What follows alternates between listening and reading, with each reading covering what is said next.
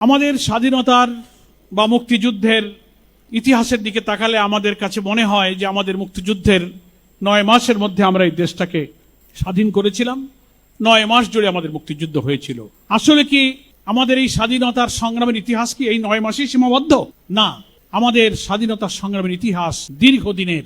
আমরা 3 বার এই ভূখণ্ডের মানুষ স্বাধীন হয়েছি, স্বাধীনতা সংগ্রাম করেছি। 2 শতাব্দী আগে 1757 সাল থেকে ব্রিটিশ উপনিবেশিক শাসনের বিরুদ্ধে এই ভূখণ্ডের মানুষই ধর্ম, বর্ণ, জাতি, গোষ্ঠী নির্বিশেষে কিন্তু ব্রিটিশ উপনিবেশের বিরুদ্ধে আন্দোলন সংগ্রাম গড়ে তুলে আমরা স্বাধীন হয়েছিলাম। এবং ইতিহাস বলে এই সংগ্রামে মুসলিম ব্যক্তিত্ব, চিন্তাবিদ, আলেম ওলামারাই প্রথম আন্দোলনের সূচনা করেছিলেন এবং সেই আন্দোলনে সকল ধর্ম বর্ণের নির্বিশেষে মানুষরা কিন্তু অংশগ্রহণ করেছিল। আমরা আবার স্বাধীন হয়েছি। যখন সেই স্বাধীনতা রক্ষা না করে তদানীন্তন ব্রিটিশ থেকে মুক্ত হওয়া যে ভূখণ্ড আমরা পেয়েছিলাম, সেখানেও কর্তৃত্ববাদী শাসন, এক পেশে শাসন, বৈষম্যপূর্ণ শাসন সবকিছু তখন চাপিয়ে দেওয়ার চেষ্টা করা হচ্ছিল।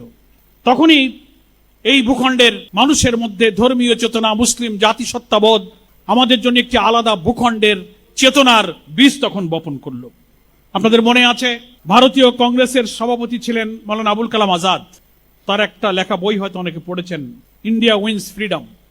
সেখানে মৌলানা আজাদ বলেছেন যে কংগ্রেসের বৈষম্যপূর্ণ শাসনের কারণেই এই ভূখণ্ডের মধ্যে মুসলিম জাতিসত্তার চেতনার বীজ তখনই বপন করা হয়েছে, যার ভিত্তিতে 2 নেশন থিওরির ভিত্তিতে আমরা আবার সেখান থেকে আলাদা হয়ে আরেকটি ভূখণ্ড পেলাম। এই ভূখণ্ডেই আমরা ছিলাম। সেই 47-এ যে ভূখণ্ড আমরা পেয়েছি, এই মানচিত্রের মধ্যেই কিন্তু আবার 71-এর স্বাধীন সেই ভূখণ্ডেই কিন্তু আমরা ধরে রেখেছি। তবুও কেন আবার 47-এর পর আর একটা স্বাধীনতার সংগ্রাম প্রয়োজন হলো? কারণ ওই ভূখণ্ডেও যারা শাসক ছিলেন, মানুষের অর্থনৈতিক মুক্তি, সামাজিক মুক্তি, তাদের অধিকার, স্বাধিকার, স্বাতন্ত্র্যবোধের বিরুদ্ধে বৈষম্য বঞ্চনা চাপিয়ে দেওয়ার কারণে এখানে আবার সেই ক্ষোভ বিক্ষোভ শুরু হয়েছিল। আমরা এই ভূখণ্ডেই আবার স্বাধীন হয়েছি। কিন্তু এই স্বাধীনতার ব্যাখ্যা অনেক বিশ্লেষকরা করেন এবং এটাই বাস্তব। 47-এর পরে আমরা যে নতুন করে 71-এ যে স্বাধীনতা অর্জন করেছি, এটাই বলে দিচ্ছে যে স্বাধীনতা মানেই শুধু একটি ভূখণ্ড নয়, একটি পতাকা নয়, একটি জাতীয় সঙ্গীত নয়। স্বাধীনতা মানেই হচ্ছে সেই মানুষের, সেই দেশের, সেই ভূখণ্ডের জনগণের অর্থনৈতিক, রাজনৈতিক, সাংস্কৃতিক সমস্ত মানবিক স্বাধীনতার অর্থই হচ্ছে প্রকৃত স্বাধীনতা।